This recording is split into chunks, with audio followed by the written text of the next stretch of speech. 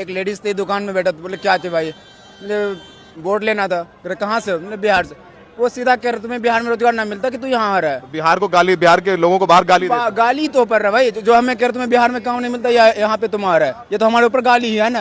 ये हमारे ऊपर नहीं, पूरे बिहार के ऊपर गाली है, सरकार के ऊपर गाली, क्योंकि सरकार बदलेगा तभी जाके होगा, जनसुराज आएगा तभी जाके होगा, ऐसे दूसरा भाई आपने बताओ, आप इस बार वोट देंगे कि नहीं देंगे इस बार चुनाव? वोट देंगे। इस बार छठ के लिए आ रहे हैं जो लोग हैं, वो किसको दे रहे हैं वोट? आप क्या करेंगे इस बार? क्या चाहते हैं कि बेहतर हो आपकी जिंदगी में बिहार में? देखिए, अगर किसी को लगातार आप सत्ता में रखते हैं, वो ताकतवर बन हो जाए, वो सोच लेता है कि मेरे अंदर ताकत है, मैं तो जीत ही लेता हूँ, जाने दे इसको, आने दे। कोई रोजगार नहीं, कोई बेरोजगारी पे बात, रोजगार पे बात नहीं, तो बेरोजगारी पढ़ाई स्टूडेंट, हम खुद स्टूडेंट है, ग्रेजुएट है, अभी बीएड कर रहा हूँ। और काम वहाँ क्या कर रहा हूँ मैं? वहाँ क्या काम करते मैं काम कर कॉन्ट्रेक्चुअल लाइन में काम कर रहा हूँ। ऐसी हालत है हम स्टूडेंट का। अरे भावुक हो गया। क्या मम्मी की याद आती है? मम्मी की याद आती है? बहुत याद आती है। अकेले बेटे हैं, बहुत दूर में रहते हैं। हम बिहारियों के लिए रोजगार जरूरत है, नेतागिरी कर करके हमें आपस में लड़ा दिया जाता है। हिंदू मुसलमान सिवा क्या जी, उसके सिवा कुछ नहीं हो रहा है हमारे देश में।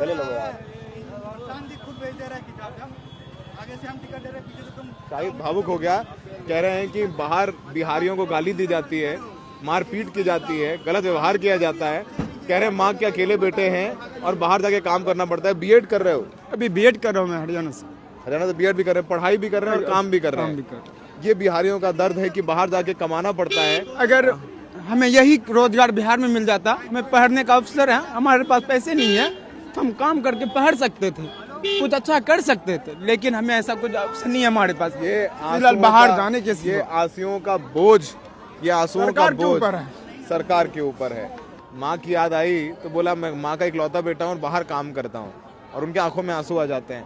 ये आंसू इनके नहीं है, ये आंसू उस हर बिहार के युवा के हैं जो रोजगार की तलाश में बाहर जाता है, टिकट रिजर्वेशन नहीं मिलता है, बाथरूम के पास जो टॉयलेट है उसके अंदर घुस के जाता है, अभी गाली खाता है और फिर अपने गांव आता है और फिर उसे कुछ नहीं मिलता, फिर वापस जाता है घर बार। मैं दानापुर एक्सप्रेस से ही आ रहा हूँ, हालांकि इतनी भीड़ है गाड़ी में, रिजर्वेशन जनरल वाली हाल है।